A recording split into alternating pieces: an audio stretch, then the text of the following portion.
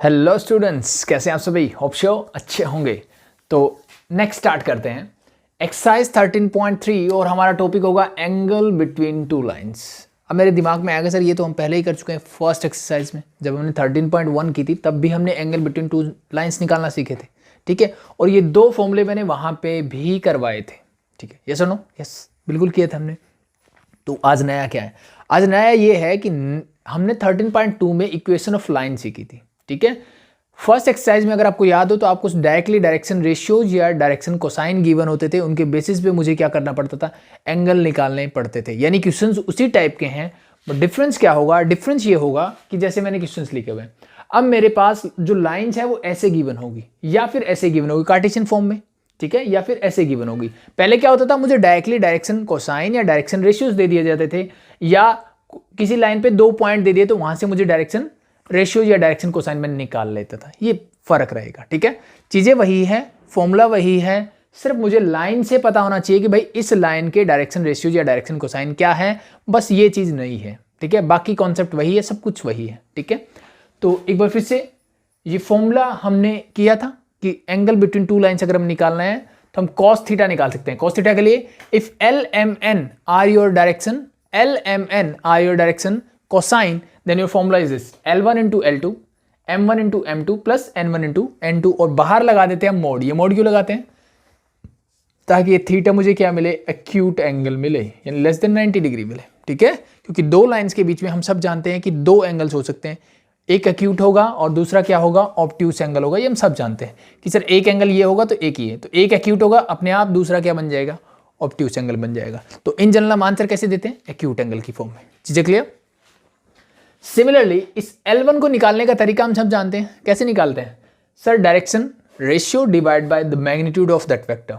ठीक है, तो इसीलिए हमने ये दूसरा फॉर्मूला जो आया था वो आया था डायरेक्शन रेशियो, जहां पे ए बी सी मेरे क्या है, direction ratios of respective vector और लाइन। ठीक है, क्लियर?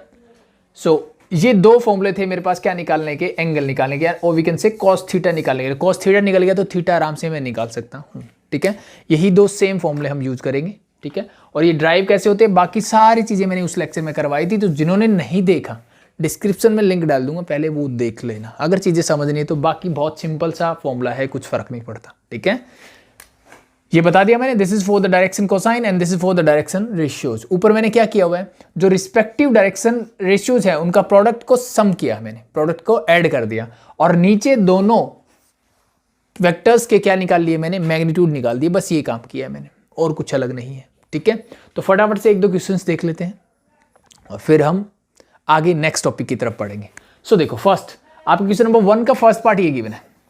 यहां पे आपको दो लाइन गिवन है और इसने क्या बोला है, find the angle between the pair of lines given below. मुझे ये पेयर ऑफ लाइंस गिवन है, बाकी को भूल जाओ, सिर्फ इसको देखो एक बार। ये दो लाइंस मुझे गिवन है, मुझे इन दोनों के बीच का क्या निकालना है, एंगल निकालना है। ठीक है, तो अब एंगल निकाले कर मैंने देखा कि मेरे पास दो फॉर्मूले हैं सर, या तो मेरे पास डायरेक्शन कोसाइन होने चाहिए या डायरेक्शन रेशियोज होने चाहिए दोनों लाइन के, तो मैं आराम से क्या कर सकता हूं, दोनों के बीच का एंगल निकाल सकता हूं। तो मैंने यहां से ध्यान से देखा इसको।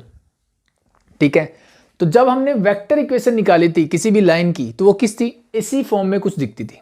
ठीक है, जहां पे क्या होता था, ये लैम्डा या म्यू के पहले ये जो है, ये मुझे रिप्रेजेंट करता है कि वो लाइन किस पॉइंट से पास हो रही है, और ये क्या रिप्रेजेंट करता है सर, कि वो लाइन किसके पैरेलल है। इसका मतलब ये जो वेक्टर है यही मुझे ये बताता था कि उस लाइन के डायरेक्शन रेशियोज क्या क्या हैं, उस लाइन के डायरेक्शन रेशियोज क्या क्या हैं, वो ये बताता था। तो अब मुझे बताइए इस लाइन के डायरेक्शन रेशियोज क्या क्या होंगे सर, इनके स्केलर कंपोनेंट, यानी दिस इज 1 2 एंड -2। इसका मतलब यहां से जो मेरी पहली लाइन आई उसके लिए मैं बोल सकता हूं कि मेरा A1 क्या होगा सर, दिस इज 1, A2 क्या होगा सर 2, और A1 A2 एंड यहां पे B1 लिया, चलो इस A1 B1 C1 लिया, इसी फॉर्म में लिख लेता हूं मैं, B1 एंड C1। आप चाहो तो लिख सकते हो A1 A2 A3 लिख दो, फिर B1 B2 B3 लिख दो, वो आपकी चॉइस के ऊपर है, सिर्फ मुझे चीजें समझ में आनी चाहिए, that's it. Clear? Hope so it is clear. तो यहां तक चीजें क्लियर, होप सो। तो C1 क्या हुआ मेरा, -2। सिमिलरली दूसरी लाइन को देखो, ये लाइन है, फिर से ये वो पॉइंट होगा जहां से ये लाइन पास करती है, और ये मुझे देगा इसके डायरेक्शन रेशियोज। तो वो क्या दिख रहे हैं आपको, 2 4 एंड -4।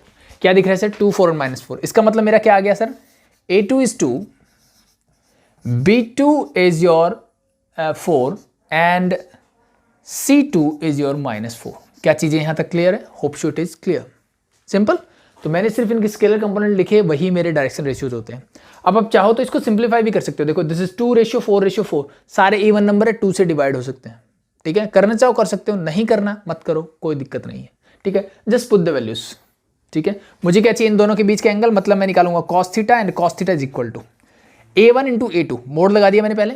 A1 ये है सर, A2 ये है, तो इन दोनों की करनी है मल्टीप्लाई। दिस इज 1 इंटू 2, बीच में साइन प्लस का, B1 into B2, 2 into 4 plus, and C1 this is -2 into -4। कर दिया, मोड लगा दिया, divided by A1 square plus B1 square plus C1 square चाहिए। ठीक है, तो A1 क्या है? अगेन ये रहा sir, A1 B1 and C1, put the values. So 1 का स्क्वायर 1, 2 का स्क्वायर 4, -2 का स्क्वायर भी 4, और पूरे के ऊपर आ जाएगा सर रूट इनटू।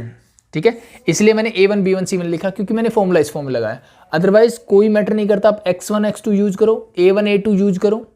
ठीक है, और A1 B1 भी यूज कर लो, कोई दिक्कत नहीं है। बस आपको समझ में आना चाहिए कि क्रॉसपोंडिंग स्केलर कंपोनेंट के प्रोडक्ट का सम है ये, दैट्स इट। हो गया, सेकंड निकालो।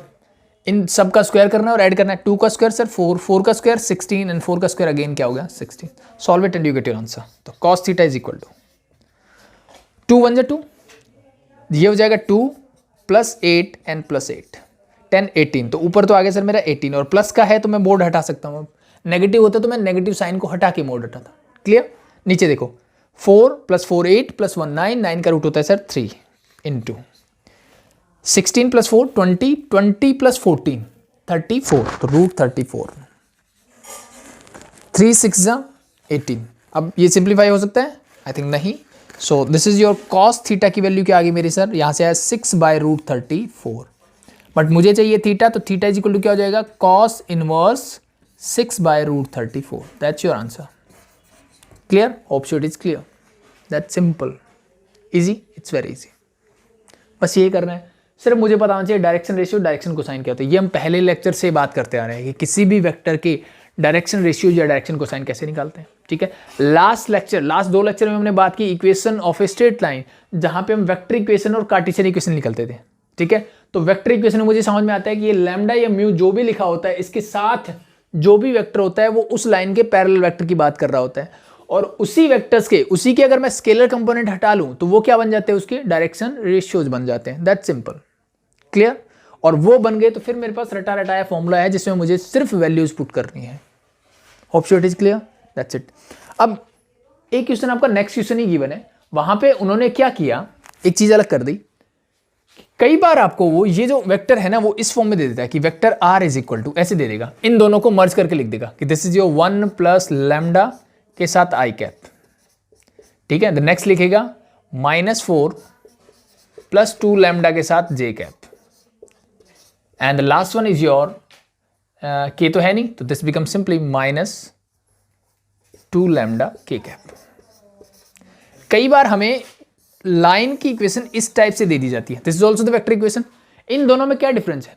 इसने इसी बात को सिंप्लीफाई करके ऐसे लिख दिया, यहां पे चीजें अलग अलग, यानी मेरी स्टैंडर्ड फॉर्म थी कि मैंने r इक्वल टू लिख दिया a प्लस लैम्डा m की फॉर्म में, ये मेरी स्टैंडर्ड फॉर्म होती है स्ट्रेट लाइन की। तो इसको देखते ही मैं समझ जाता हूं कि भाई ये उस पॉइंट का पोजीशन वेक्टर है जहां से लाइन पास होती है, और ये वो वेक्टर है जिसके पैरेलल ये लाइन है।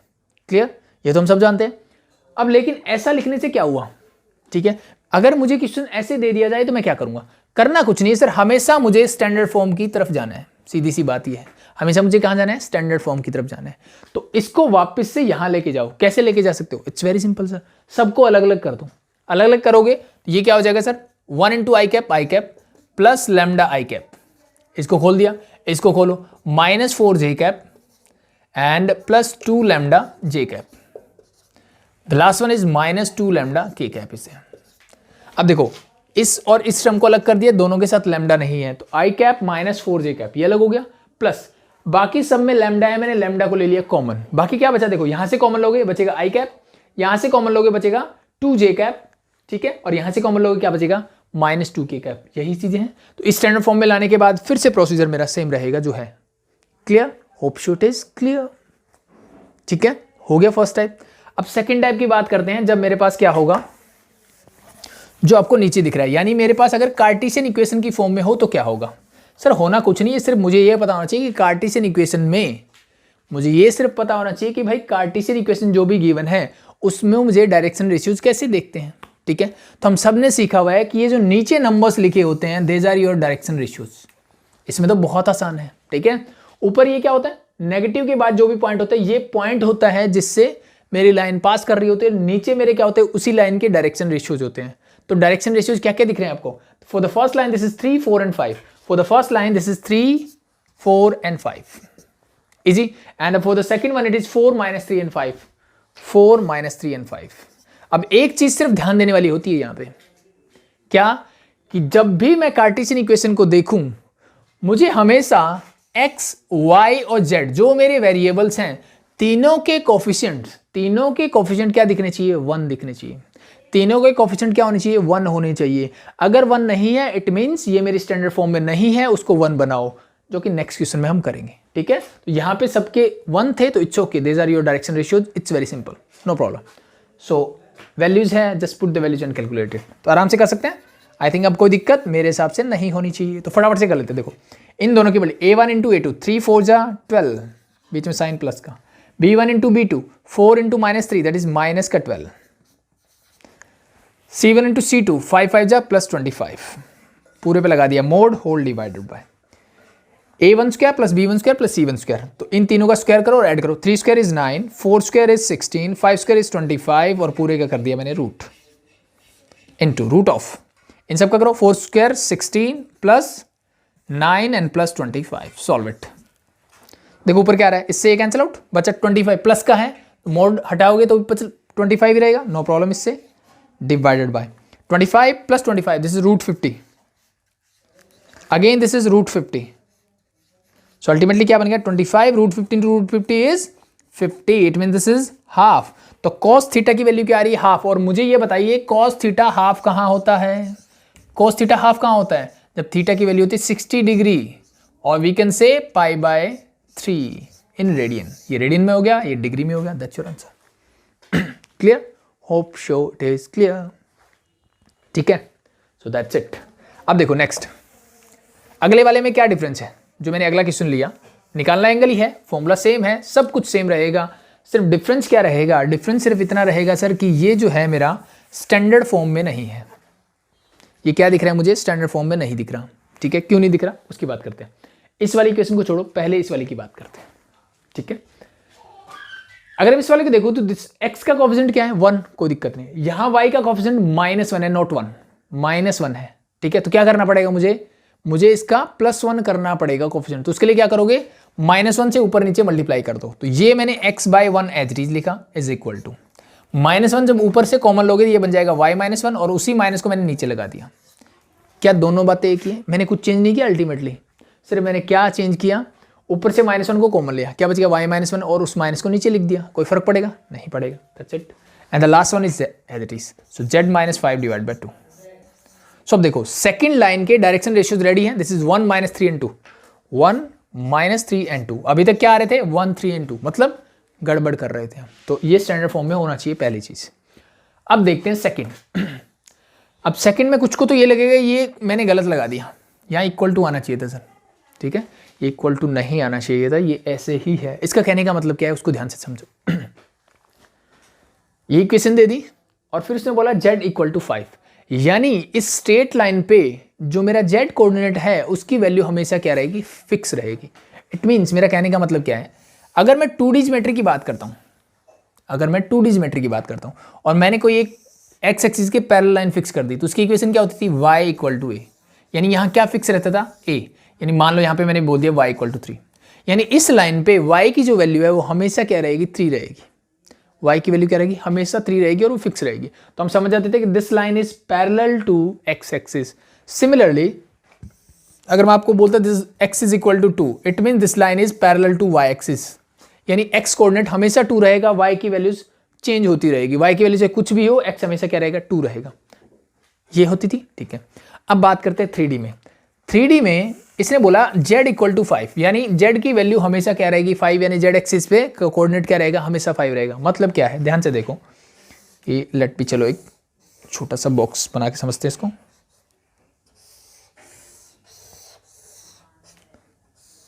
ठीक है, थोड़ा सा विजुलाइजेशन लगेगा आपका, बस बाकी चीज़ें आराम से समझ सकते हो। तो ये मैंने बोल दिया this is your x axis. ठीक है भाई, ये मैंने मान लिया कि ये मेरी है वाई एक्सिस और ये जो ऊपर की तरफ जा रही है ये मेरी है सर जेड एक्सिस। क्लियर यहाँ तक चीज़ें? ठीक है। अब मैंने बोला कि let be this point is your, यहाँ पे जो है ये जेड एक्सिस है तो बाकी दोनों कोऑर्डिनेट क्या होंगे? 0। मतलब मान लिया मैंने 0,0,5 है सर ये, यानी जेड कोऑर्डिनेट क्या है? 5 है। तो अब ये जो टॉप आपको दिख रहा है ना इस बॉक्स का, इस टॉप पे क्या होगा? आप कहीं पे भी चले जाओ, आपका जेड क्या रहने वाला है? 5 ही रहने वाला है, चाहे कहीं पे भी चले जाओ कोई फर्क नहीं पड़ता है। ठीक है, इसका मतलब क्या है? ये जो इक्वेशन बोलना चाह रही है वो ये बोलना चाह रही है कि भाई ये जो लाइन होगी ना ये इसी प्लेन पे कहीं ना कहीं मूव कर रही होगी। जरूरी नहीं यहाँ हो, मैं जस्ट समझाने के लिए बता रहा हूँ। इसी प्लेन पे कहीं ना कहीं होगी जहां पे जेड कोऑर्डिनेट मेरा क्या रहेगा? फिक्स रहेगा और दैट इज इक्वल टू 5 ही रहेगा। वो हमेशा किसके इक्वल रहेगा? 5 के इक्वल ही रहेगा। चीजें clear? Hope show it is clear. ठीक है, जेड की वैल्यू क्या रहेगी? 5। मतलब ये लाइन जो है ना इसी प्लेन पे कहीं ना कहीं होगी, ये कहीं पे भी हो सकती है, doesn't matter. X y according to this change होता रहेगा but z is always constant and that is equal to 5। इसका कहने का मतलब ये है। तो सर ये कहने का मतलब तो समझ में आ गया। अब समझ में ये आना चाहिए कि इसके डायरेक्शन रेशियोज क्या होंगे जो कि मुझे इसके लिए चाहिए। समझना तो मुझे एक्चुअली में वो है, ये चीज है। ओके, तो अब मुझे ये बताइए, पहली दो चीजों को मैंने देखा ध्यान से। y+3 डिवाइड बाई -2, y का कोफिशिएंट 1 है सर, यहां मुझे कोई दिक्कत नहीं। मुझे दिख रहा है कि b1 जो होगा दैट इज -2 होगा। एक चीज मेरी फिक्स है सर, b2 -2 होगा, मुझे डायरेक्टली मिल गई। यहां मैंने देखा सर 5 - x लिखा हुआ है, x का कोफिशिएंट -1 है, मुझे इसको प्लस बनाना है तो मैं -1 से मल्टीप्लाई, यानी जो काम हमने यहां किया था वो यहां पे भी कर सकते हैं। तो ये बन गया sir x -5 divide by -3। Ultimately मैंने कुछ चेंज नहीं किया, ऊपर से माइनस निकाला नीचे रख दिया, तो x का कोफिशिएंट 1 हो गया तो मेरा डायरेक्शन रेशियोज आ गया सर 3। अब बचता है सर C1 क्या बचता है? C1। तो एक चीज मुझे बताइए, what do you mean by C1? ठीक है, C1 से क्या मतलब है? सर ये मेरा डायरेक्शन रेशियोज है और किसके प्रोपोर्शनल होता है सर? ठीक है, मीन्स हम समझते हैं कि A, B, C are direction ratios, ये प्रोपोर्शनल होते हैं किसके? L, M और N के। L, M, N क्या होते हैं? मेरे डायरेक्शन कोसाइंस। यानी अगर मैं बात करूं L की तो that is equal to, L equal to होता है कॉस अल्फा, जहां पे अल्फा जो है उस वेक्टर का या उस लाइन का x एक्सिस के साथ एंगल है। Similarly M is equal to cos beta and the last one is your N is equal to cos gamma. ठीक है, बीटा क्या है? y एक्सिस के साथ एंगल और गामा क्या है? z एक्सिस के साथ एंगल। और इसी के क्रॉसपोंडिंग मुझे मिलता है c। और c कैसे निकालते हैं? Simply c is equal to n divided by magnitude, और वी कैन से सिंपली बोल देते हैं a स्क्वायर, सॉरी गलत बता गया मैं आपको, जस्ट मिनट। तो हम क्या कर रहे हैं, हम n अगर निकालना हो, सॉरी यूनिट वेक्टर ये निकालते हैं n, तो कैसे निकलता है? It's simply c divide by a square plus b square plus c square का रूट। ये हम निकालते हैं सर ऐसे। ये दोनों के बीच में रिलेशनशिप मैं आपको बता सकता हूं। ठीक है, ओके। अब वापस से आते हैं, तो पहले मैं ये n निकाल सकता हूं क्या? क्या मैं n निकाल सकता हूं? सर बिल्कुल निकाल सकते हैं। कैसे निकाल सकते हैं? देखो ध्यान से, जब मैंने ये बोला कि मेरी लाइन जो है इसी प्लेन में रहेगी, ठीक है, ये प्लेन क्या है? ठीक है, अगर मैं ध्यान से देखूं, this is your z axis और इसके पैरेलल कोई भी प्लेन होगा, let be this is your plane, ये प्लेन होगा। ठीक है, अब ध्यान से देखो, ये प्लेन और z एक्सिस ये है, ये मैंने फिक्स कर दिया क्योंकि z5 तभी रह सकता है जब ये प्लेन इस z एक्सिस के क्या हो? परपेंडिकुलर हो। तो अब मैं इस प्लेन पे कोई भी लाइन ले लूं, कहीं पे भी ले लूं, डजंट मैटर, वो हमेशा क्या रहेगी? मेरी z एक्सिस के परपेंडिकुलर ही रहेगी। एक बार फिर से समझ लेते हैं, ये मैंने कोई भी प्लेन लिया, ठीक है, और ये मेरी z एक्सिस है अगर, ठीक है, तो ये प्लेन अब मैंने इसके परपेंडिकुलर z एक्सिस ली है। क्लियर? अगर ये इसके परपेंडिकुलर है हमेशा, अगर ये प्लेन जो है z एक्सिस के परपेंडिकुलर है, इस प्लेन पे यानी इस व्हाइट बोर्ड पे कहीं पे भी कोई लाइन ड्रॉ कर दो आप, ये हमेशा इस z एक्सिस के क्या रहेगी? परपेंडिकुलर ही रहेगी। फॉर एग्जांपल मैंने ये लाइन ड्रॉ कर दी भाई, रैंडमली बना दी। अब ध्यान से देखो, ये z एक्सिस है, कहीं पे भी रखो, this is perpendicular, this is, और हम जानते हैं वेक्टर में मूव तो कर ही सकते हैं। इट मींस दोनों के बीच का एंगल क्या है? हमेशा 90 डिग्री ही रहेगा। और जब क्या रहेगा?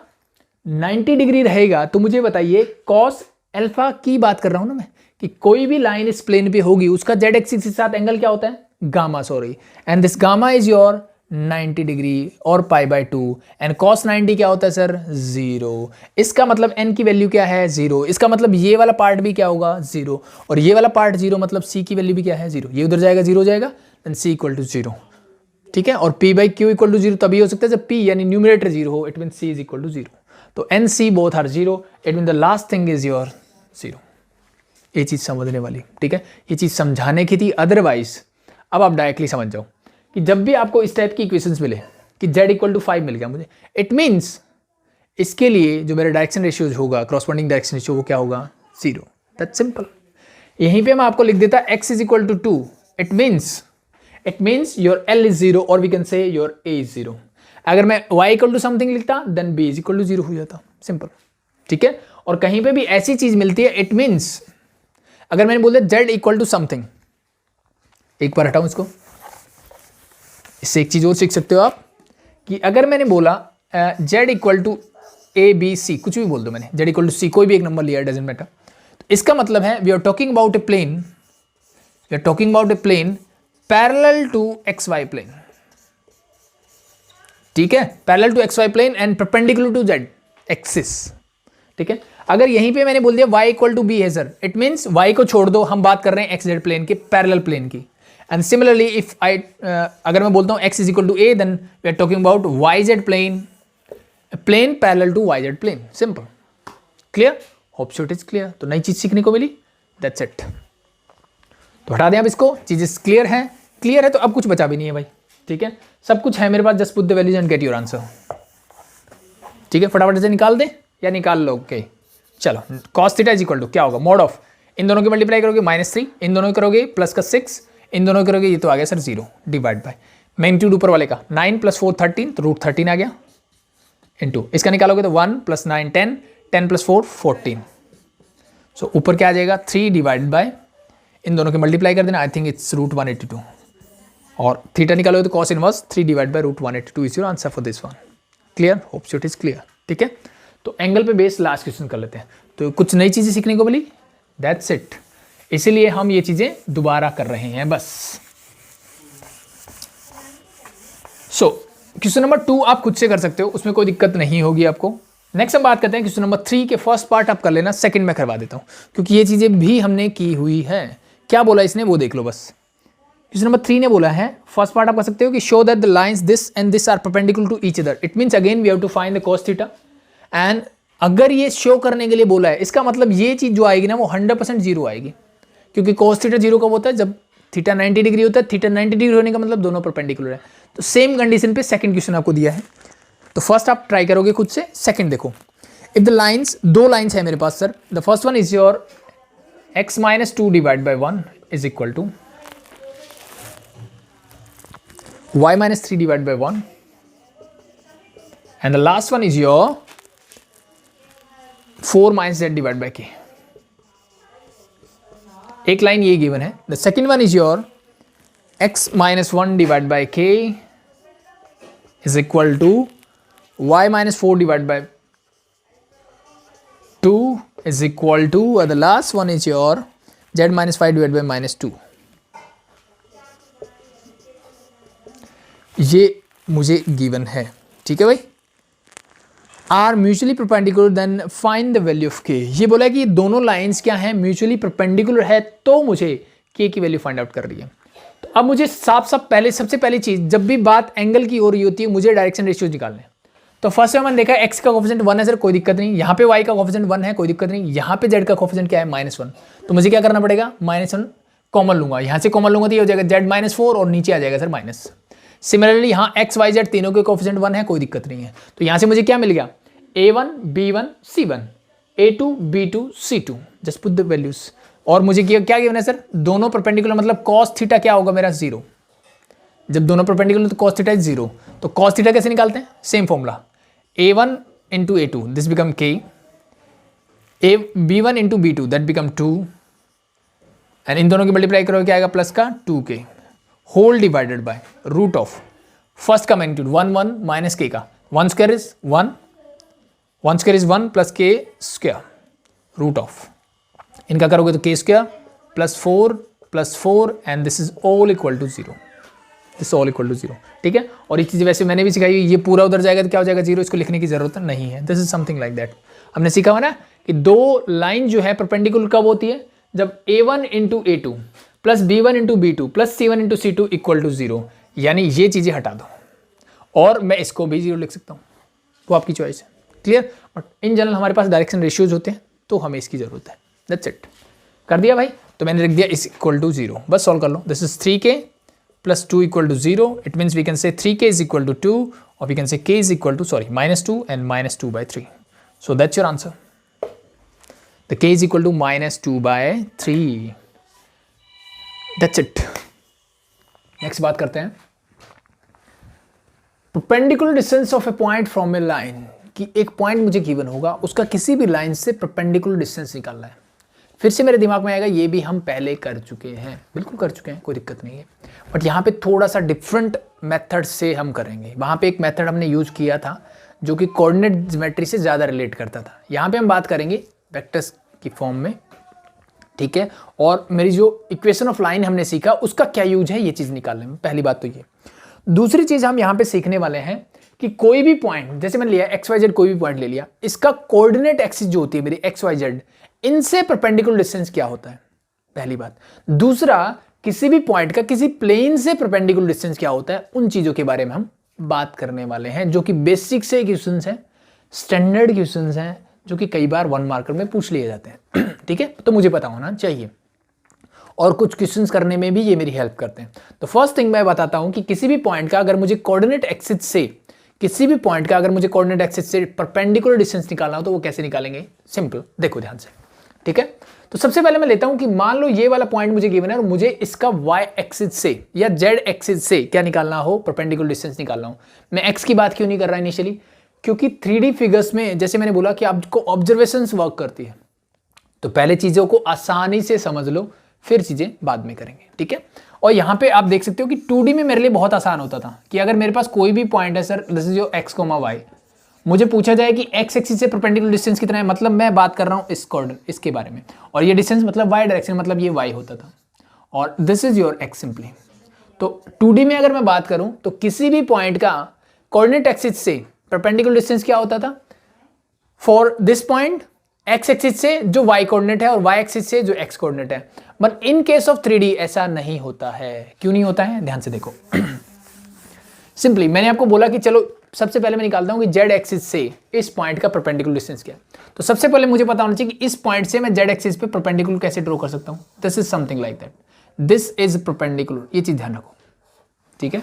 अब ये आपको ऑब्जर्व करना पड़ेगा थोड़ा सा। कैसे ऑब्जर्व कर सकते हो, सिंपल सा, कोई भी एक बॉक्स या अपना रूम कंसीडर करो, बॉटम कॉर्नर जो होता है किसी भी रूम का, उसको आप ओरिजिन कंसीडर करो, जैसे कि मैंने यहाँ किया हुआ है, ठीक है।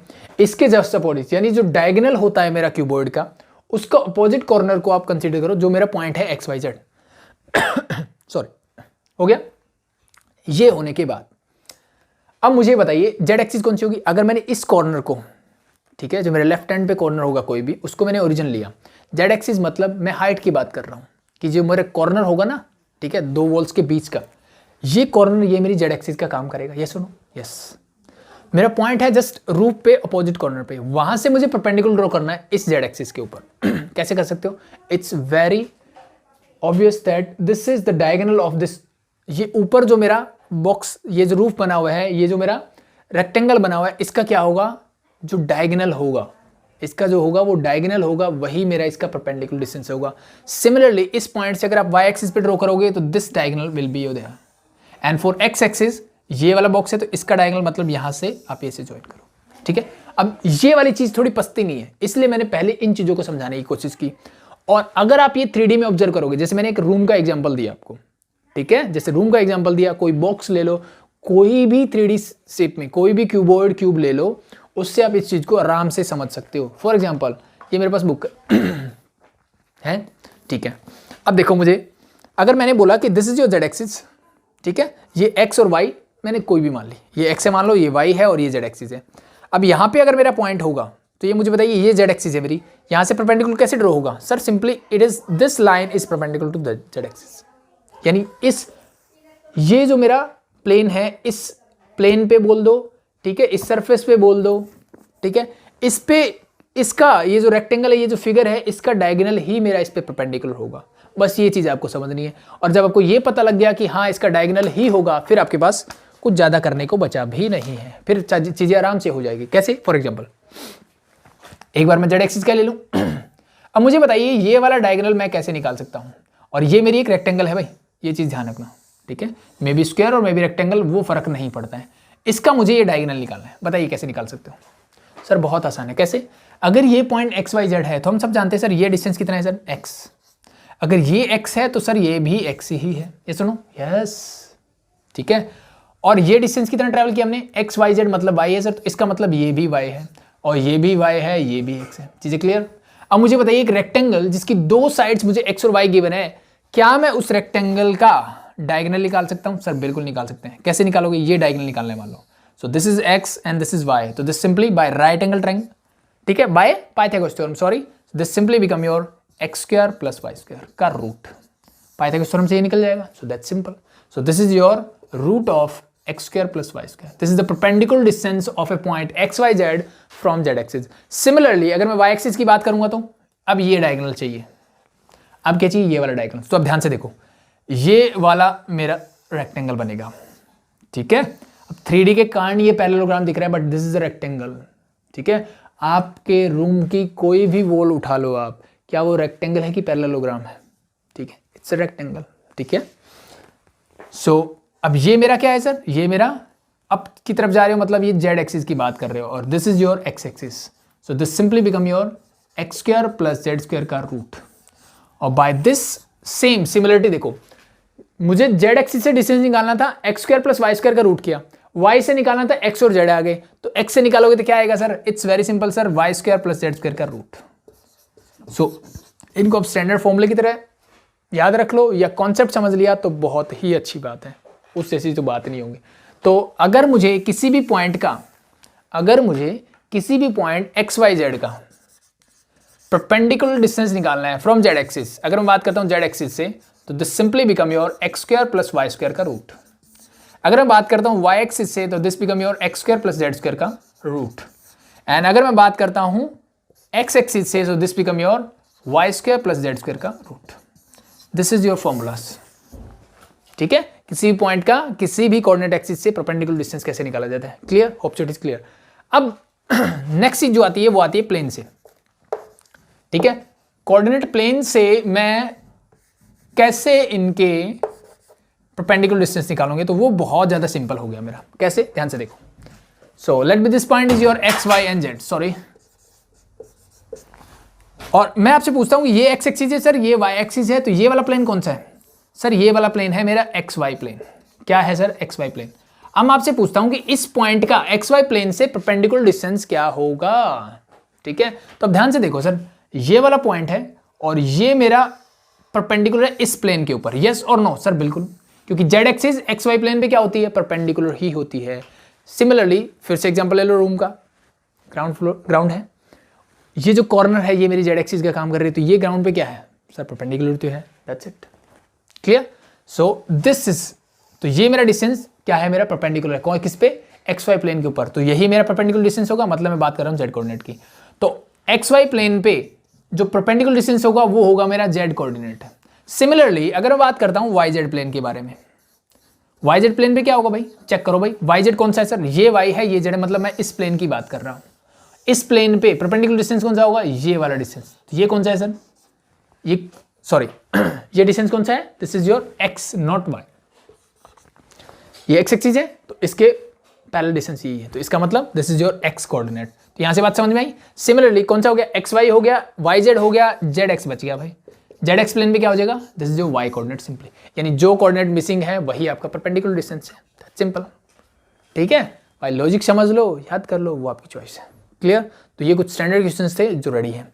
अब हम बात करते हैं, चलो एक क्वेश्चन इस पे बेस्ड था हमारी एक्सरसाइज में, that is question number 4। Find the perpendicular distance from the point two the line given below the first. Question number 4 का फर्स्ट पार्ट है 213। एक पॉइंट मुझे गिवन है सर 213, और इसका डिस्टेंस मेरे से पूछा गया है एक्स एक्सिस से डिस्टेंस क्या होगा। तो मैंने बताया x को छोड़ दो, x एक्सिस से डिस्टेंस क्या होगा, perpendicular distance y square plus Z square का रूट कर दो। y क्या है सर, यहाँ पे y दिख रहा है 1, 1 का स्क्वायर 1 प्लस z क्या है 3, 3 का स्क्वायर 9, रूट ऑफ 9 + 1 मतलब रूट ऑफ 10 यूनिट्स। तो this is your distance, distance के आगे यूनिट लगाते हैं, that's why I write root 10 units, that's your answer. Clear. Similarly अगर ये मेरे से पूछता कि y एक्सिस से, तो y वाले को छोड़ दो, बाकी का स्क्वायर करके ऐड कर दो, 2 का स्क्वायर 4, 3 का square 9, root of this means root of 13 की बात कर रहा हूँ मैं, रूट 13 यूनिट। सिमिलरली आप सारे निकाल सकते हो, ठीक है। हम पूछो एक्स वाई प्लेन से, तो एक्स वाई प्लेन से डिस्टेंस होगा सर 3, वाई जेड से क्या होगा 2, और जेड एक्स की बात करूं तो क्या हो जाएगा 1 यूनिट डिस्टेंस होगा। क्लियर। सो ये कुछ बेसिक से क्वेश्चन, ठीक है। जस्ट मिनट हटा दूं भाई, ये चीजें क्लियर है ऑप्शन। तो अब हम लेते हैं स्टैंडर्ड कि कोई भी पॉइंट गिवन होगा और कोई भी लाइन गिवन अगर होगी, मुझे स्टैंडर्ड लाइन नहीं होगी, वो कोऑर्डिनेट एक्सिस नहीं होगी, कोई प्लेन नहीं होगा, तो मैं परपेंडिकुलर डिस्टेंस कैसे निकाल सकता हूं। सो लेट बी, अगर मेरे पास एक पॉइंट है P और एक लाइन है सर, ठीक है, एक लाइन है जिसके ऊपर कोई भी पॉइंट गिवन है, लेट बी जिसका पोजीशन वेक्टर है A, और इस पॉइंट P के पोजीशन वेक्टर को मैं डिनोट करता हूं स्मॉल p से। Clear, hope it is clear. और ये जो लाइन है ये पैरेलल है एक वेक्टर के, that is your vector P के पैरेलल है, वी कैन से, ठीक है। और इसके अगर मुझे डायरेक्शन रेशियो या कोसाइन गिवन हो तो हम जानते हैं कि वेक्टर फॉर्म में उसको कैसे लिखा जाता है। Clear, hope it is clear. So now we have to find this perpendicular distance, मतलब यहां से लेकर के अगर मैं इस लाइन पे एक परपेंडिकुलर ड्रॉ करता हूं तो वो डिस्टेंस, अगर मान लो मैंने इसको पॉइंट B से रिप्रेजेंट कर दिया, तो it means we have to find simply PB क्या होगा मेरा, ये डिस्टेंस मेरा क्या होगा वो मेरे से पूछा गया है, that is your perpendicular distance. कैसे निकालोगे, इट्स वेरी सिंपल, देखो ध्यान से। मैं इस पॉइंट P और A इन दोनों को कर लेता हूं ज्वाइन, कर लिया। अब इनको ज्वाइन करने से आपको दिखेगा this is your right angle triangle, yes और नो, यस सर, ठीक है। तो अगर मैं आपसे पूछूं क्या मेरे पास let be this point is A, PA क्या होगा, ठीक है, या AP डिस्टेंस क्या होगा, तो मेरे पास सिंपल सा आंसर होता है सर वेक्टर P को वेक्टर A में से माइनस कर दो। तो ये तो वेक्टर है ना इस लाइन का, मैग्नीट्यूड चाहिए मतलब दिस, इसका मतलब यहां से मुझे मिला कि AP जो है वो क्या होगा, magnitude of vector P minus vector A। क्या चीजें क्लियर है, किसी को डाउट मेरे हिसाब से नहीं होना चाहिए, ये तो हम पहले से जानते हैं। और लेट मान लिया कि ये मेरा जो एंगल है दैट इज योर थीटा, ठीक है। तो अब एक राइट एंगल ट्रायंगल का हाइपोटेन्यूज है मेरे पास, परपेंडिकुलर कैसे निकालते हैं, इट्स वेरी इजी सर। जो भी हाइपोटेन्यूज गिवन है it mean this is your vector P minus vector A का मैग्नीट्यूड इनटू लगा दो साइन थीटा। सिमिलरली अगर मुझे ये निकालना होता तो मैं इसके साथ कॉस थीटा लगाता बस, ठीक है, ये हम सब जानते हैं। क्लियर और नॉट।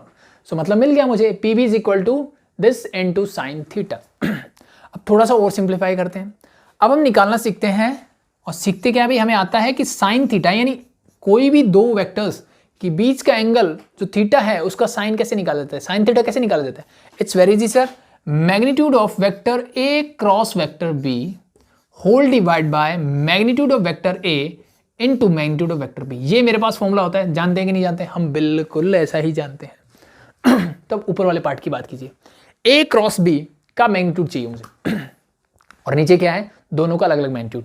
तो पहली बात आती है कि वेक्टर A क्या है भाई, AB से मेरा मतलब है कि दो वेक्टर जिनके बीच के एंगल की बात हम कर रहे हैं, तो वो कौन कौन से हैं सर, एक वेक्टर ये है और एक वेक्टर है मेरा ये। तो ये कौन सा है सर, ये है P माइनस A, यानी ये वेक्टर है मेरा ये, यानी इस A को मैं लिख सकता हूं simply vector P minus vector A। Clear. Cross product दूसरा वेक्टर ये और जिसको मैंने बोला वेक्टर B से रिप्रेजेंट किया, this is your vector B। Clear. इस पूरे का मैग्नीट्यूड ले लो, डिवाइड बाय दोनों का इंडिविजुअल मैग्नीट्यूड, तो vector A minus vector P का मैग्नीट्यूड इनटू वेक्टर B का क्या ले लिया मैंने, मैग्नीट्यूड। क्या चीजें क्लियर है। तो यहां से मुझे जो साइन थीटा मिला वो ये मिला, ये मेरा फॉर्मूला था जो मैं हटा देता हूं, तो एक्चुअली मेरा साइन थीटा मुझे मिला ये। अब बस मुझे क्या करना है, इस साइन थीटा की वैल्यू यहां पुट कर दो, तो क्या आएगा देखो, the distance PB is simply magnitude of vector P minus vector A into sine theta. Sine theta मैंने अभी निकाला, magnitude of vector P minus A का क्रॉस प्रोडक्ट लेना है किसके साथ, वेक्टर B के साथ, whole divided by magnitude of vector P minus vector A and into magnitude of vector P। अब ये दोनों चीजें सेम है, कैंसिल आउट होगी, बाकी क्या बचा, तो यही आपका होगा परपेंडिकुलर, यानी PB perpendicular distance from point P to the line AB is this. So ये मेरा फॉर्मूला रेडी हो गया भाई, किसके लिए, ये अगर मुझे क्या निकालना हो, परपेंडिकुलर डिस्टेंस निकालना हो किसी भी लाइन का, किसी भी पॉइंट का किसी भी लाइन के साथ, that's it. Clear, hope it is clear. तो एक छोटा सा क्वेश्चन ले लेते हैं, उससे चीजें और अच्छे से क्लियर हो जाएगी। ठीक है, बस इस फॉर्मूले को समझ लिया तो बहुत अच्छी बात है, नहीं भी समझ लिया तो याद कर लेना, ठीक है, वो कुछ ना कुछ तो करना ही पड़ेगा। बेटर है समझ लो। तो चलो मैं क्वेश्चन ले लेता हूँ, क्वेश्चन नंबर 4 का सेकंड पार्ट इसने क्या बोला है, -125। ये मुझे पॉइंट गिवन है सर -125। फर्स्ट पार्ट तो हम कर चुके हैं, इसका मुझे परपेंडिकुलर डिस्टेंस निकालना है किसके साथ, द लाइन इज योर, मुझे गिवन है sir r vector r is equal to 3i cap plus 4j cap plus 5k cap and plus lambda times it is 2 - 3 6 2i cap minus 3j cap and plus 6k cap. Clear यहाँ तक, hope so it is clear. तो भाई ये point मुझे given है और ये line मुझे गिवन है, तो अब मुझे इनका परपेंडिकुलर डिस्टेंस मतलब अल्टीमेटली मुझे पी बी निकालना है फिर से। तो उसके लिए मुझे क्या क्या चीज़ें चाहिए बस यहाँ ध्यान रखो, ठीक है। मेरे पास पॉइंट पी क्या है, पॉइंट पी सर ये है, फिर बात आती है पॉइंट ए का पोजीशन वेक्टर या पॉइंट ए मिल जाए दैट्स इनफ। तो पॉइंट ए, अब देखो ये वो लाइन है जो इस पॉइंट से पास करती है, इसका मतलब पॉइंट ए का पोजीशन वेक्टर ये है। तो अगर पोजीशन वेक्टर ये है तो क्या मैं इसके कोऑर्डिनेट बता सकता हूँ, ठीक है सर बिल्कुल, दिस इज योर 3, 4, 5। तो आपकी इच्छा है पोजीशन वेक्टर इसको रहने दो as it is, position vector यहाँ लिख दो, इसको पोजीशन वेक्टर में कन्वर्ट कर लो। तो इसका पोजीशन वेक्टर क्या होगा, -i cap plus 2j cap plus 5k cap, हम सब जानते हैं, ठीक है। तो डायरेक्टली वैसे कर सकते हो या दोनों के कोऑर्डिनेट निकाल लो, उससे भी मैं p - a निकाल सकता हूँ। क्लियर। तो पहले हम एक एक चीजें करते हैं। पॉइंट p है मेरे पास, पॉइंट a है, तो अब मुझे बताइए point p minus point a क्या होगा, ठीक है। अल्टीमेटली बात कर रहा हूं कि भाई इस AP का वेक्टर क्या होगा, ठीक है, वेक्टर AP क्या होगा वो मेरे से पूछा गया है। तो दिस सिंपली p - a कर दो, तो कोऑर्डिनेट है तो डायरेक्टली सब्ट्रैक्ट करते हैं, p - a बोला गया है ठीक है। तो इसमें से माइनस करो तो -1 - 3 यू गेट माइनस का 4i कैप, 2 में से -4 करोगे माइनस का 2j कैप, और 5 में से 5 माइनस करोगे क्या बचेगा 0। इसको लिखो या ना लिखो कोई फर्क नहीं पड़ता, चलो मैंने लिख दिया एक बार के लिए। p - a ready sir. Vector b बताइए मुझे क्या है, तो vector b sir, vector b वही होगा जो इस लाइन के पैरेलल होगा। ये लाइन किसके पैरेलल है, इसके। So this is your simply 2i cap minus 3j cap और plus 6k cap. Clear, hope so it is clear. अब इन दोनों का क्रॉस प्रोडक्ट और उसका मैग्नीट्यूड, तो पहले निकालो इनका क्रॉस प्रोडक्ट, क्या आएगा, vector p minus vector a, इसका क्रॉस प्रोडक्ट चाहिए मुझे किसके साथ, वेक्टर p के साथ। निकालना आता है सर, बिल्कुल आता है। पहली रो में हम लिखते हैं sir i cap, j cap and k cap, ठीक है। p - a है तो इसके scalar component that is your -4, -2 and 0, और नीचे b के scalar component that is 2, -3 and 6। Solve कर लो फटाफट से i के साथ ये कॉलम और ये रो छोड़ेंगे तो -2 × 6 दैट इज माइनस का 12, -3 × 0 लिखने की जरूरत नहीं है, तो क्या बचा माइनस का 12i cap.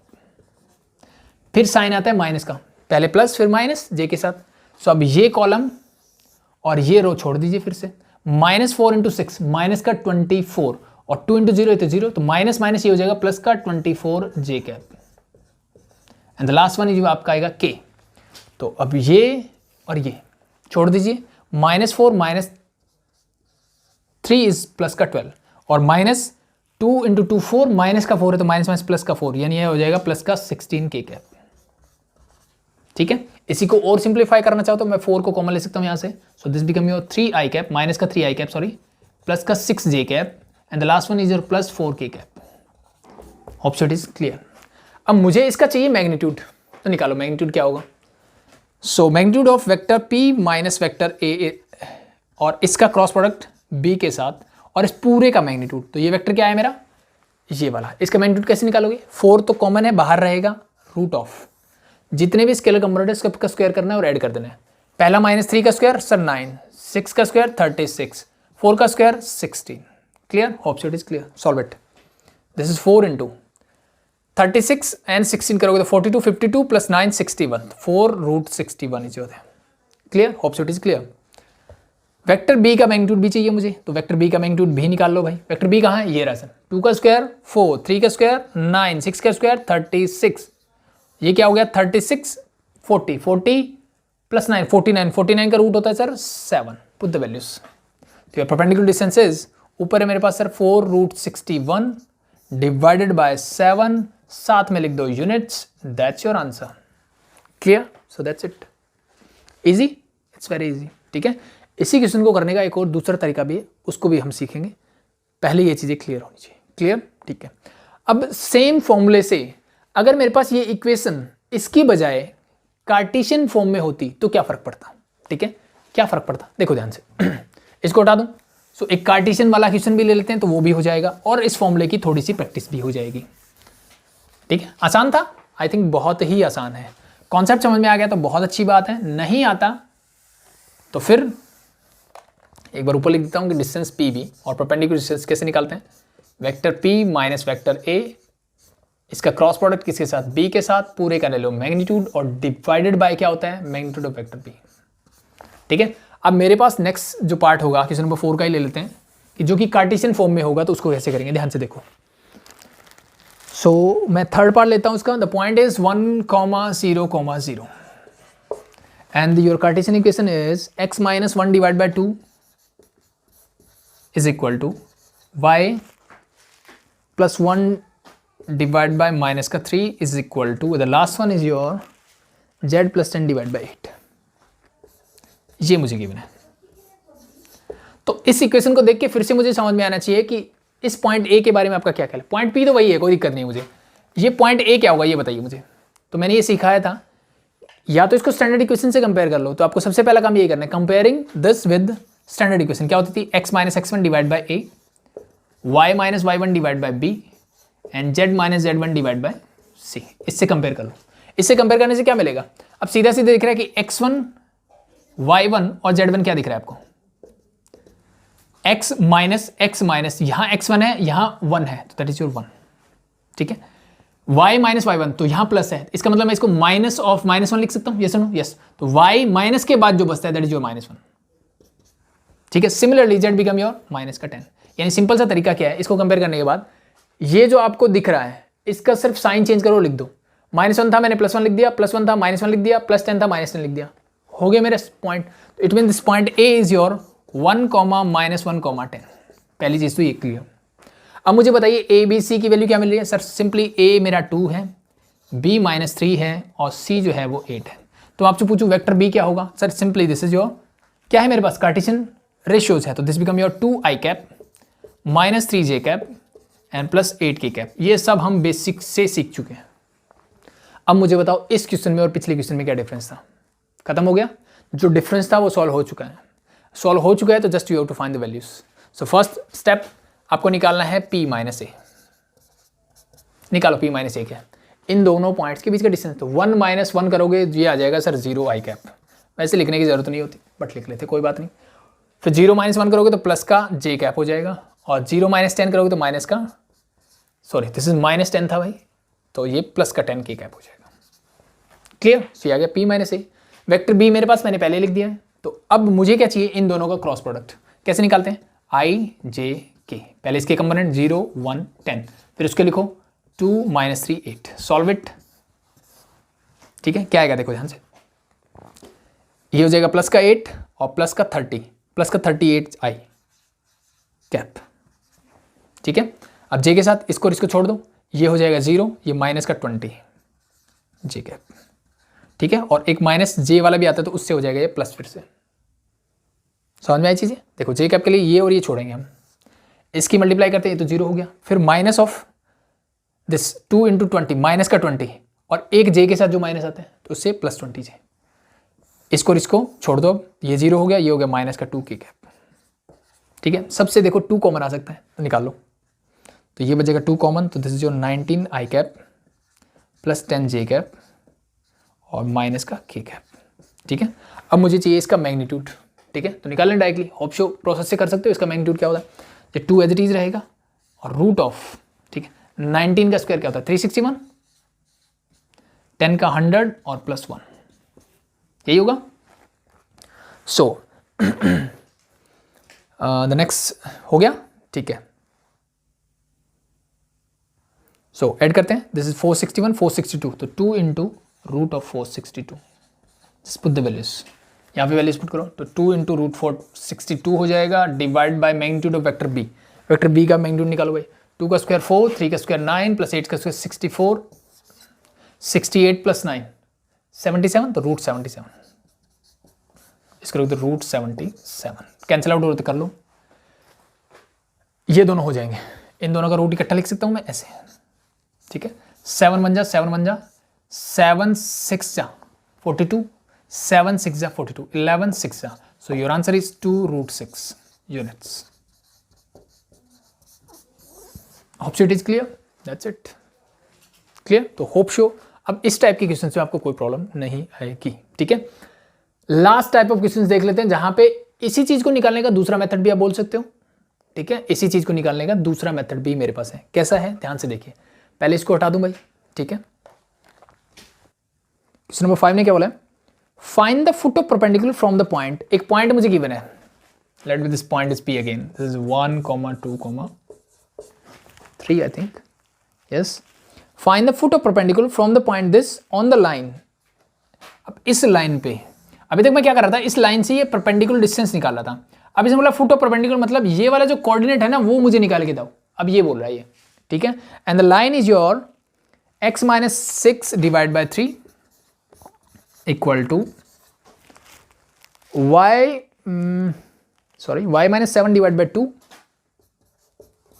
and the last one is your x - 7 divided by -2 is sorry z - 7 sorry यही भाई, यस। सो अब मुझे इस d के कोऑर्डिनेट निकालने हैं।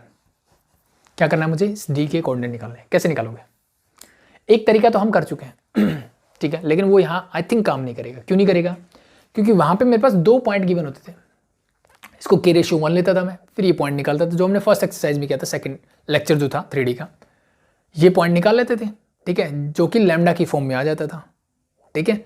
और वहां से हम इन दोनों के परपेंडिकुलर जो है ये दोनों, उसका यूज करके हम लैम्डा की वैल्यू निकालते थे, ठीक है। तो होप सो वो आप कर चुके हो, नहीं कर चुके तो एक बार वो लेक्चर देख लिया, ठीक है। थ्रू आउट लेक्चर फॉलो करोगे तो ज़्यादा बेटर रहेगा, अदरवाइज 3D में आगे चीज़ें समझ में नहीं आएगी, क्योंकि बेसिक क्लियर नहीं है तो फिर आगे कुछ नहीं होने वाला ठीक है। तो अगर आपने सारे लेक्चर फॉलो किए तो आपको पता है, ठीक है। उस मेथड को छोड़ देते हैं। अब हमें इक्वेशन गिवन है तो इसका यूज करके हम क्या कर सकते हैं उसको ध्यान से देखो, ठीक है। आसान है, कैसे आसान है देखो ध्यान से। अब मैंने सिंपल से ये बोला आपको कि मुझे ये फुट ऑफ परपेंडिकुलर निकालना है, इसका निकालना है, यस और नो, यस। सो क्या मैं इसको बोल सकता हूँ this is equal to lambda, yes और नो, यस। मैंने लेट कर लिया कि ये लैम्डा के इक्वल है, यस और नो।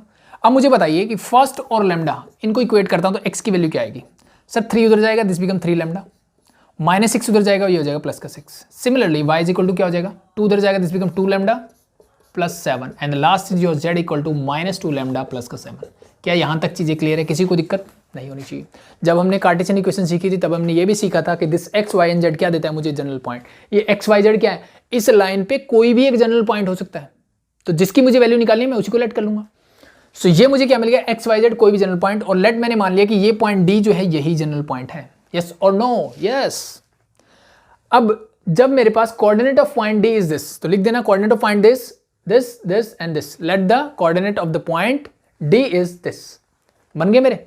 अब ये कोऑर्डिनेट है तो अब मुझे उसी चीज का एडवांटेज लेना है कि भाई ये परपेंडिकुलर, फुट ऑफ परपेंडिकुलर मतलब ये इस लाइन के ऊपर क्या है सर, परपेंडिकुलर है, यस और नो, यस। तो अगर ये परपेंडिकुलर है तो इसका मतलब इन दोनों के बीच का एंगल क्या है सर, 90 डिग्री। तो बस इसी चीज का लो कि अगर जब दो लाइन के बीच का एंगल 90 डिग्री होता है तो मेरे पास क्या होता है sir, a1 into a2 plus b1 into b2 plus c1 into c2 is equal to क्या होता है, 0, यस और नो, यस।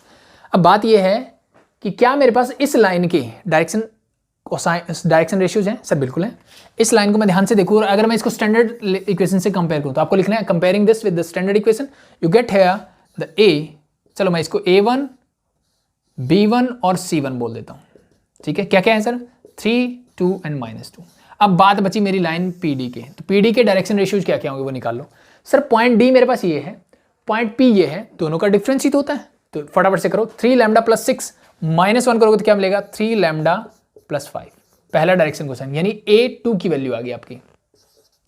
अब निकालो B2, तो इसमें से ये माइनस कर दो, तो माइनस करो क्या बचेगा, 2 lambda plus 5, 7 - 2 is 5 and the last one is your C2 and that become your -2 lambda plus 7 में से 3 माइनस करना है, -2 लैम्डा प्लस का बचेगा 4। ये मेरे आगे डायरेक्शन रेशियोज किसके, इसके। Now we all knew that PD is perpendicular to the line, let be, इसको मैं A भी बोल दूं, L बोल दूं, जो आपकी चॉइस हो बोल देना, ठीक है। तो we all knew that this PD is perpendicular to AB, so therefore this is something like that. Put the values. So a1 क्या है मेरा sir 3 into 3 lambda plus 5 plus 2 into 2 lambda plus 5 and the last one is your minus 2 into minus 2 lambda plus 4 and this must be equal to 0. Yes or no? Yes. Yes or no? Yes. Solve करें, करो फटाफट से. तो यहाँ तक चीज़ें clear हुई. मैंने सबसे पहले जनरल पॉइंट निकाला. आपको थ्रू प्रोसीजर करना है, मैं सिर्फ चीज़ें समझा रहा हूँ. ठीक है. द फर्स्ट स्टेप को यही होना चाहिए कि मैंने जनरल पॉइंट निकाले, इनको मैंने लेट किया. Let coordinate of the point D is this. हो गया, सिंपल हो गया. Now comparing this with the standard equation you get the direction ratios of this. This is 3 2 and -2. Similarly, the direction ratio of line PD is, आप इनको subtract करके जैसे मैंने करके दिखाया A2 B2 C2 करके लिख सकते हो, no problem. Now the line PD is perpendicular to AB, therefore this is equal to 0. So just put the values and solve it. So this become your 9 lambda plus 15 plus 4 lambda plus 10 plus 4 lambda minus 8 all equal to 0. Lambda lambda lambda वाली terms को add कर लो. This is your 17 lambda plus का 15 plus का 10 plus का 25 और उसमें से 8 को माइनस करना है तो क्या बचेगा 17. तो प्लस का 17 equal to 0. It mean 17 lambda equal to minus का 17. This and this get cancel out. यानी लैम्डा की वैल्यू क्या आ गई सर -1. लैम्डा की वैल्यू क्या आ गई -1. मुझे क्या चाहिए फुट ऑफ परपेंडिकुलर. मैंने क्या माना था फुट ऑफ परपेंडिकुलर सर मेरे ये है. Just put the values of lambda here. So the foot of perpendicular is और the coordinate of point D is lambda -1 रखो. यहाँ -1 रखो क्या माइनस का 3 प्लस का 6 यू गेट प्लस का 3. यहाँ -1 रखोगे तो क्या बचेगा प्लस का 5 और यहाँ -1 प्लस 2 7 9 तो 3 5 9. This is the foot of perpendicular of the point 1 2 3 on the line this. That's your answer. Clear? Hope show it is clear.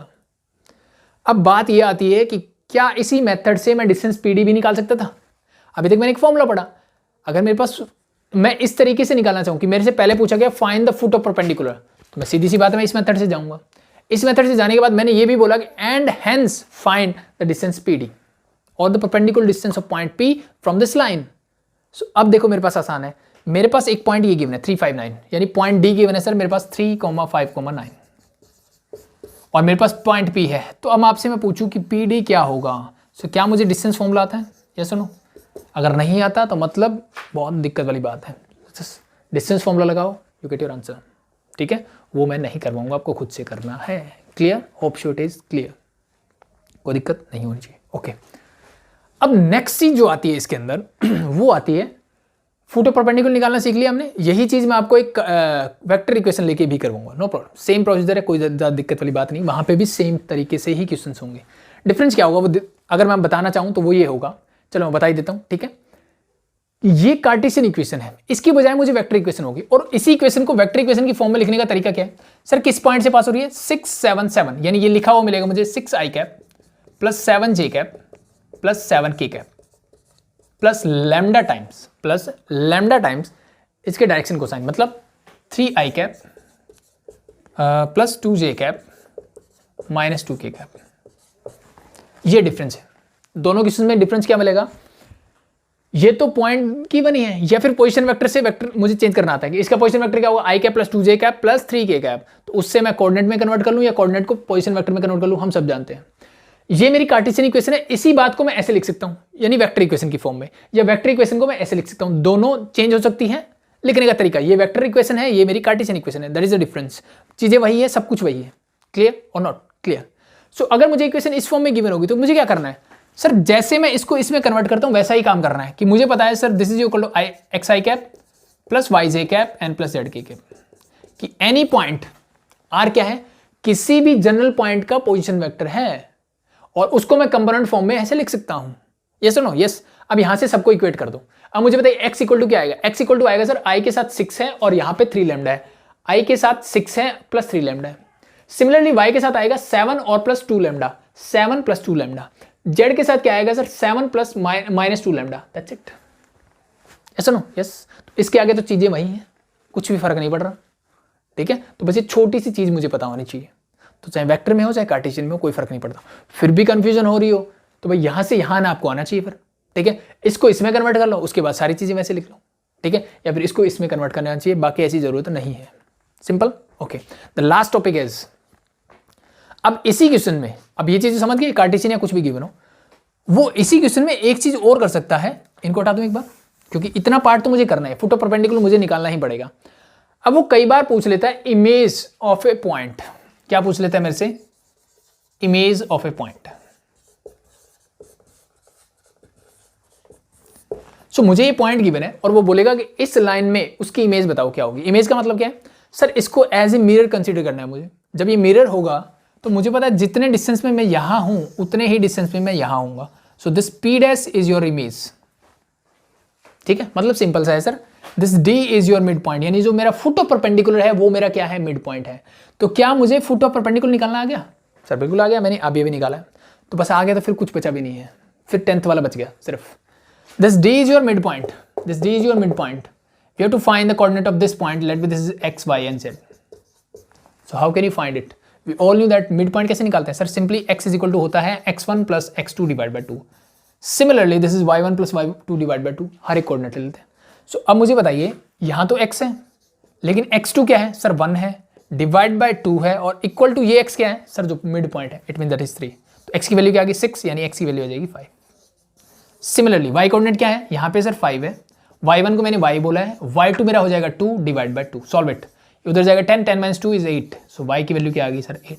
Similarly the last point is your z। सो ये क्या हो जाएगा sir? z coordinate मुझे given है 9 is equal to z plus इसका z coordinate that is 3 divide by 2। 18 minus 3, तो z की वैल्यू आ जाएगी 15। That is your image of that point. क्या किसी को दिक्कत है? मेरे हिसाब से नहीं होनी चाहिए। ठीक है, फुट ऑफ परपेंडिकुलर निकालना आ गया। अगर मुझे फुट ऑफ परपेंडिकुलर निकालना आ गया तो फिर मेरे पास क्या बचता है? इमेज निकालनी। इमेज क्या होती है सर? सीधी सी बात है, फुट ऑफ परपेंडिकुलर जो है, जो जिस पॉइंट की इमेज चाहिए उसका मिरर इमेज चाहिए मुझे, मिरर के अंदर। तो हम सब जानते हैं सर, जितना मिरर के बाहर मैं रहता हूं उतना ही डिस्टेंस मिरर के अंदर मेरा रहता है, इक्वल है। इसका मतलब ये डिस्टेंस इसके इक्वल है। इसका मतलब जो फुट ऑफ परपेंडिकुलर मैंने निकाला वो मेरा मिड पॉइंट है। तो अगर आपको इमेज ऑफ ए पॉइंट निकालनी बोली जाए तो सबसे पहला काम आपको फुट ऑफ परपेंडिकुलर निकालना है। फुट ऑफ परपेंडिकुलर निकालने के बाद फुट ऑफ परपेंडिकुलर को मिड पॉइंट कंसीडर करो। एक पॉइंट मेरे ये हो गया, दूसरा पॉइंट जो मुझे निकालना है वो ये हो गया, इसके कोऑर्डिनेट मुझे निकालने हैं। 10th वाला मिड पॉइंट फॉर्मूला लगा दो, you get your answer. That's it, that's your exercise 13.3। अब इस पे बेस आप सारे क्वेश्चंस कर सकते हो, आपको कोई भी दिक्कत नहीं होगी। क्लियर? सब कुछ क्वेश्चंस में अगर मैं आपसे बोलूं कि मुझे यहाँ पे 2 पॉइंट गिवन होंगे तो मुझे इसका मतलब मुझे क्या करना है? पहले इसकी इक्वेशन निकालो। इक्वेशन निकालने के बाद ये फुल स्टेप में कर सकता हूँ। ये 2 पॉइंट से मैं 13.1 में जो मैंने तरीका बताया था उससे भी आप क्वेश्चंस कर सकते हो, कोई दिक्कत नहीं है। तो आपके पास 2-3 मेथड होगी एक तरह से बोला जाए तो सेम क्वेश्चंस को करने के। So that's it. तो 12 क्वेश्चन है टोटल, इसमें आप सारे खुद से ट्राई कर सकते हो। इसमें और कुछ नहीं है, जो कॉन्सेप्ट था मैंने बता दिया। It's an easy. फिर भी कोई डाउट हो कमेंट सेक्शन में पूछ सकते हैं, या फिर डिस्क्रिप्शन में डाउट ग्रुप का लिंक है, उसको ज्वाइन कर लो।